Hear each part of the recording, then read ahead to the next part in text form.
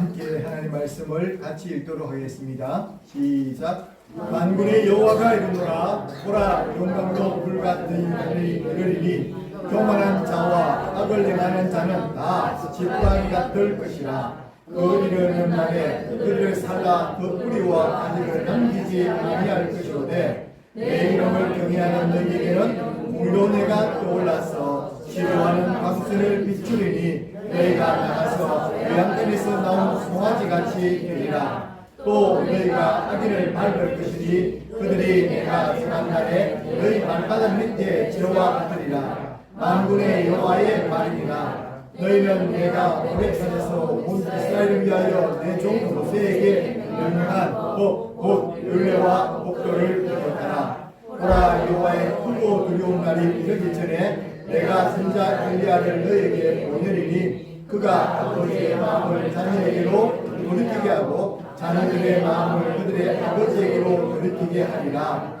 돌이키지 아니하면 두렵건대 내가 와서 저주로 그 땅을 칠까 하노라 하십니다. 아멘. 하나님께서 우리에게 주신 귀한 말씀 우리 듣기 원합니다. 오늘은 성탄주일입니다. 여호와의 날, 바로 그 날이라는 제목을 가지고 하나님의 말씀을 듣기 원합니다.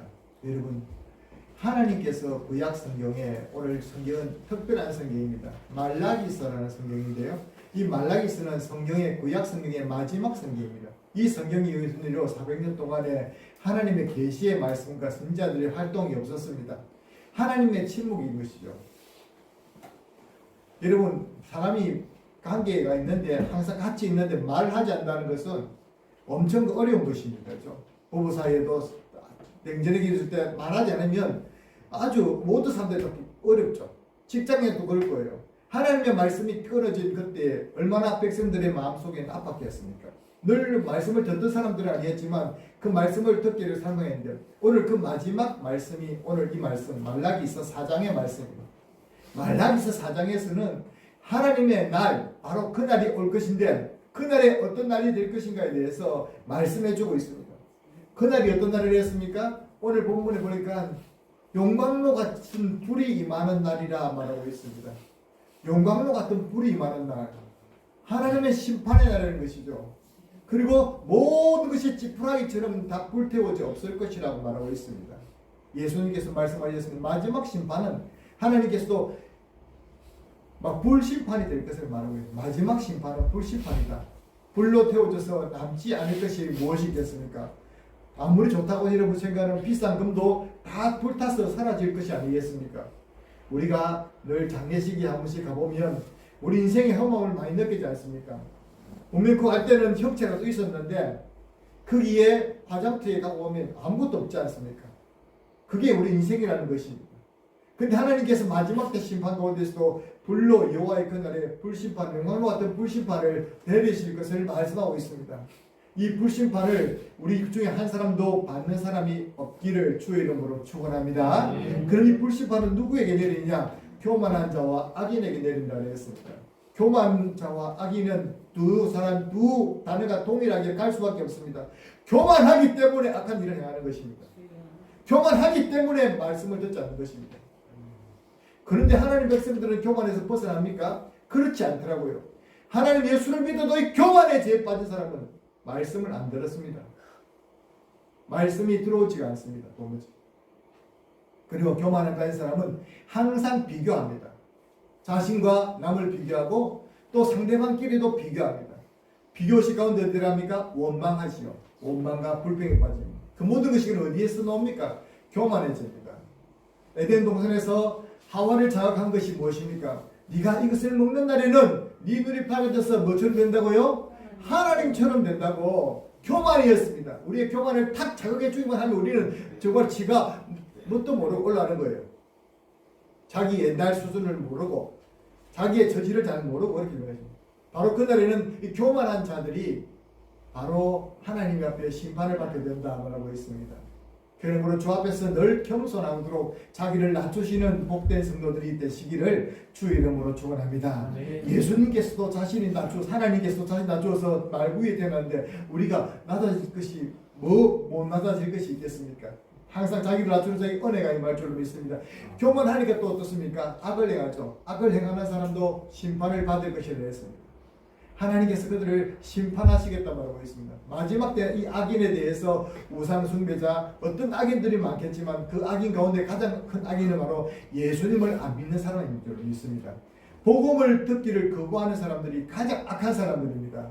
목사님, 그들도 가운데에서도 착한 사람이 있는데 예수 안 믿는 사람들 가운데 있습니다. 하나님 입장에 볼 때는 그 아무리 착한 일을 많이 한데도 그들이 구원받을 수 있는 것은 아무것도 아닙니다. 제일 중요한 것은 하나님의 아들 독생자 예수님께서 이 땅에 우리를 구원하시러 오셨는데 그분을 믿지 않는 것입니다. 구세주로 믿지 않는 그것보다도 그 큰 죄가 불신앙의 죄가 제일 큰 것입니다. 악을 행하는 것입니다. 그럼 왜 목사님 그 관계에 있습니까? 예수님 없으면요 사람들이 법이 없어요. 각자 자기 소견에 좋을 대로 다 행하는 것입니다. 앞에서 아무도 제지할 것이 없습니다. 그래서 여호와의 그날에 바로 그날에 하나님이 심판을 받는데 마치 용광로불에 모든 것이 녹는 것처럼 정말로 지푸라기처럼 우리가 녹아지고 그 앞에서 멸망당하고 뿌리와 근간까지도 다 사라지게 될 것을 오늘 말씀해주고 있습니다. 목사님 성탄절날 이런 말씀을 전하십니까? 그게 아니라 오늘은 사실 성탄절이라지만 우리가 예상치도 못했지만 2023년 마지막 주간 아니겠습니까? 우리가 언젠가는 주 앞에 마지막에 결산할 때가 온다는 것이죠. 왜 그렇습니까? 우리 인생은 모든 사람들은 마지막이 있습니다. 그리고 그 마지막을 알 수 있는 사람은 아무도 없습니다. 불언간에 주님 앞에 서게 될 날이 우리에게 있다는 것입니다. 우리는 이 절기와 여기 마지막의 기간의 한정을 보면서 우리는 뭘 느낍니까? 하나님께 주신 내 인생도 언젠가 끝이 난다는 것입니다. 그 끝을 알 수 없다는 것입니다. 그러므로 이런 절기와 시기와 절기를 통해서 우리가 깨달아야 될 것은 하나님 앞에서 내 마음밭을 준비하는 것입니다. 그리고 내 마음 상태를 준비하는 것입니다. 목사님 올해 며칠 안 남았어요. 다 됐어요. 그것도 중요하지만 이 며칠 안 남은 이 남은 기간에나마 우리 자신들 돌아보자는 것입니다. 그래서 우리가 지난 한 해 동안 베푸신 은혜도 스테기해 보이지만 자신의 심령을 돌아보는 것이 더욱더 중요한 것입니다. 이렇듯 하나님의 심판의 날이기도 하지만 용광로와 불같은 날이기도 하지만 크고 두려운 날이기도 하지만 중요한 것은 또 그날이 공의로운 해가 떠올라서 공의로운 해가 떠올라서 공의로운 해가 떠올라서 똑같은 해인데 이 해를 빛을 받으면 죽은 나무는 불타라집니다. 생명이 없는 것들은 햇볕이 오래 쓰면 다 불찰라지고 빼짝 말라서 그 속에 불이 나기도 합니다. 풀숲에서 말입니다. 그러나 생명이 있는 살아있는 것들은 땅에서 붙어있는 것들은 다 살게 되어 있는 것이 더 잘 살게 되는 것입니다. 그것과 똑같습니다. 생명이 있고 예수 안에 있는 사람들을 공의로운 해가 떠올라서 치료하는 강선을 받으리니 그가 치료할 것이라 말하고 있습니다. 여기에서 치료의 강선이 바로 되신 분이 누구십니까? 바로 공의로운 해가 누구십니까? 예수님이십니다. 흑암 중에는 우리들을 빛을 비추신 분이 예수님이십니다. 예수님께서 요한복음 9장 말씀에서도 자신이 직접 빛이라고 말씀했습니다. 그 공의로운 빛 대신 예수님께서 오시기 때문에 왜 사람들이 저렇게 12월만 되면 성탄 트리를 밝히고 네온사인을 밝히고 이렇게 빛의 축제를 하느냐? 그것은 빛으로 오신 예수님을 기리기 위해서입니다. 그 아무리 그래도 그것이 예수님은 없으면 소용이 없지만 그것이라도 흉내라도 내보는 것입니다. 우리 그 가운데서 참된 예수님을 발견하셔야 될 줄로 믿습니다. 근데 그 빛이 무슨 빛이라 했습니까? 치료하는 광선입니다. 할렐루야. 여기에서 참 의료기의 기술이 나오고 저기에서는 치료기, 자외선 치료기, 엑스레이는 오는데 그 무엇보다도 우리에게는 예수 그리스도가 치료하는 강선이 되어서 여러분의 모든 삶의 문제들과 질병을 치유하시기를 주 이름으로 축원합니다. 주님의 빛이 가운데 거하시기를 주 이름으로 축원합니다. 그렇습니다. 그런데 그날에 확인해야 될 진리가 있습니다. 하나님께서 그날이 반드시 온다는 것입니다. 구약시대 말라기 시대 때 그 말씀이 거쳤습니다. 그날이 올 것이다. 용광로 같은 날이 올 것이다. 그리고 그날을 준비하라고 말씀했지만 그들은 듣지 않았습니다. 정작 예수님께서 오셨을 때에 아무도 유대인들 가운데서 예배하러 나온 사람 없었던 것을 우리 볼 때에 얼마나 믿음을 보겠느냐는 주의 말씀이 거짓이 아니라는 것이죠. 그러나 감사하게도 우리 3.1교회 성도님들은 이 성탄의 날에 또 마지막 송년의 주일에 이렇게 많이 주 앞에 나오셨으니 하나님께 저 가슴이 감차고 우리 주님께서도 기뻐하실 줄로 믿습니다. 그들에 대한 진리는 무엇입니까? 우리는 언젠가 끝이 온다는 것이죠. 하나님께 주신 시간과 인생도 마지막이 있다는 것입니다. 그리고 주님의 오심이 심판과 구원을 판가름하는 그것이 있다는 것입니다. 예수님 오신 그런 것이죠. 그래서 우리가 마지막으로 생각할 것이 무엇입니까? 이날이 오기 전에 우리가 무엇을 준비하라고 선지자는 외치고 있습니까? 말라기 선지자의 말씀을 우리가 귀를 기울이시기 바랍니다. 말라기 선지자의 말씀에 귀를 기울일 때 오늘 본문 말씀이 이렇게 말합니다. 첫 번째로 따라합시다. 하나님의 말씀을 기억해야 합니다. 하나님의 말씀을 기억하는 것이죠. 어떤 말씀을 기억해야 됩니까? 우리는 오늘 마지막에 오면서 인생의 마지막이 또 있구나. 푸른 마르고 꽃은 시들지만 여호와의 말씀은 영원하다. 이 말씀을 기억해야 될 줄 믿습니다. 그리고 또 어떤 말씀을 기억해야 됩니까? 내가 다시 올 것이다. 내가 다시 올 것이다. 도적이 오는 것처럼 내가 다시 올 것이라는 주의 말씀을 기억해야 될 줄 믿습니다. 그리고 또 무슨 말씀 기억해야 됩니까?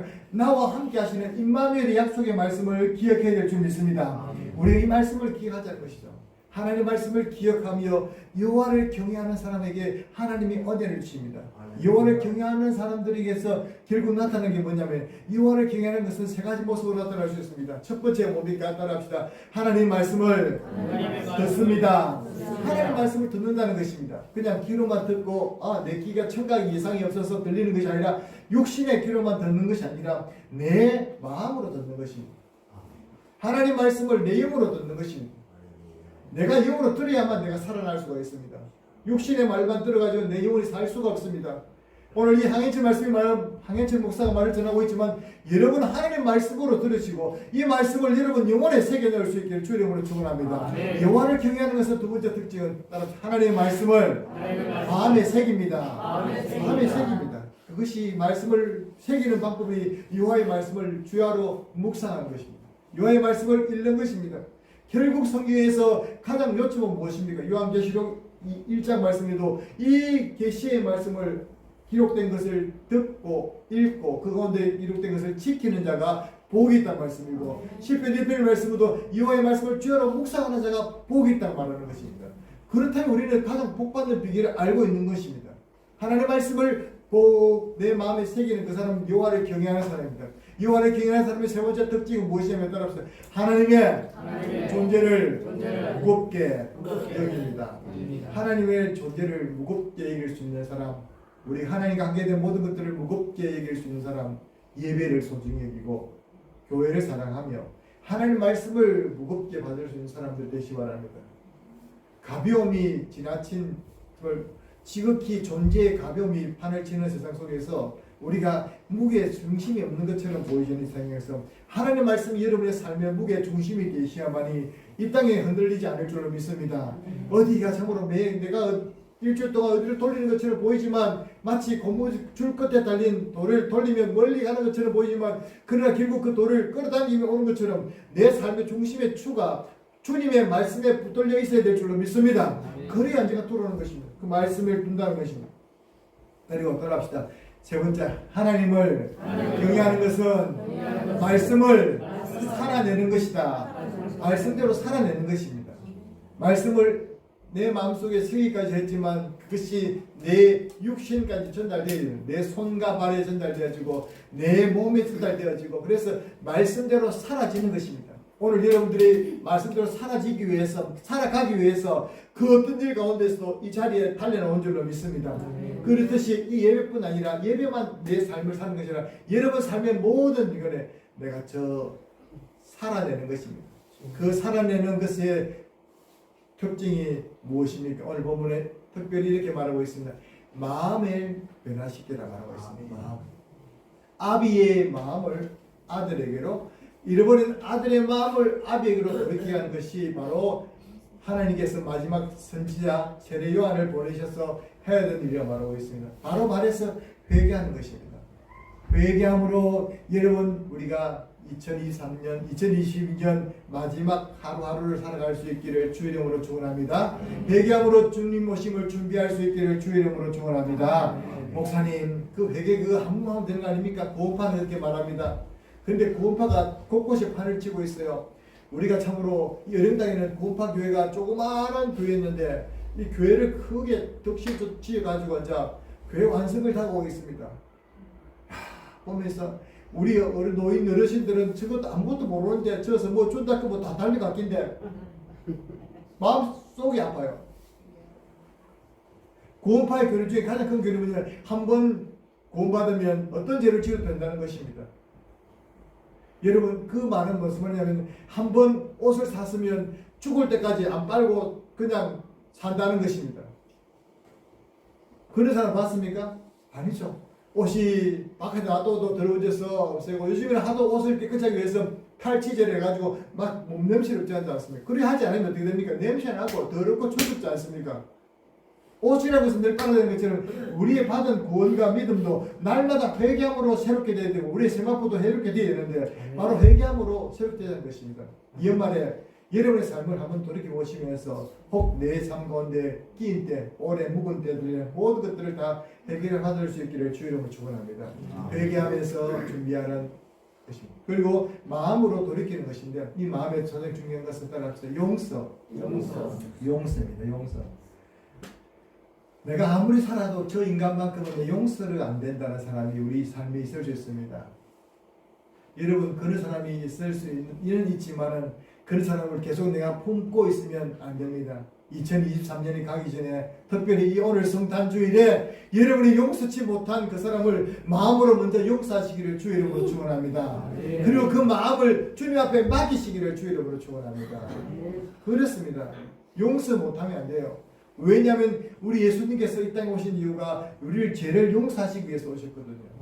우리는 주기도문을 할 때마다 하나님께서 내 죄를 주님께서 우리 죄를 용서하신 것처럼 또 내가 주님 내 이웃을 용서한 것처럼 내 죄를 용서하라고 기도하지 않습니까?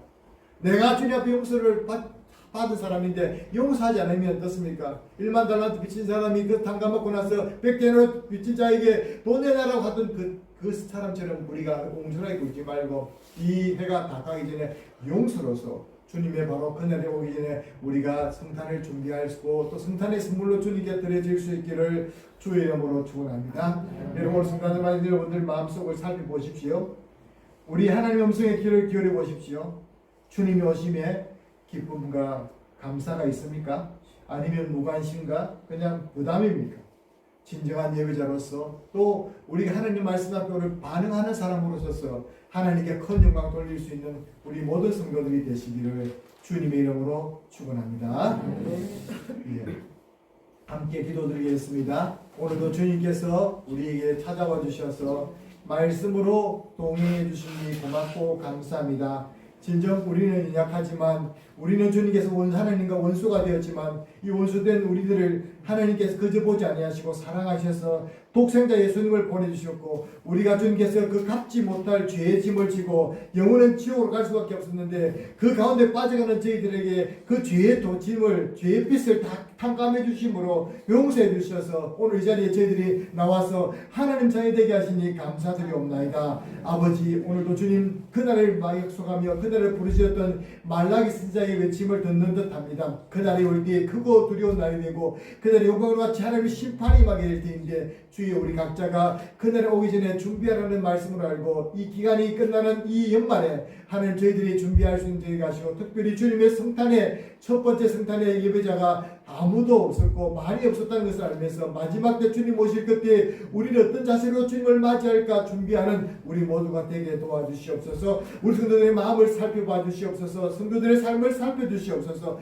항상 깨어있게 도와주셔서 주님 보시기에 부끄럽지 않고 준비된 심령들이 다 되어서 아버지 이 땅에서 천국 저 하늘에서 천국 영원히 누릴 수 있는 우리 모든 친구들 하늘나라 천국의 가족들 될 수 있도록 도와주시옵소서. 감사드리옵고 예수님 이름으로 기도드립니다. 아멘.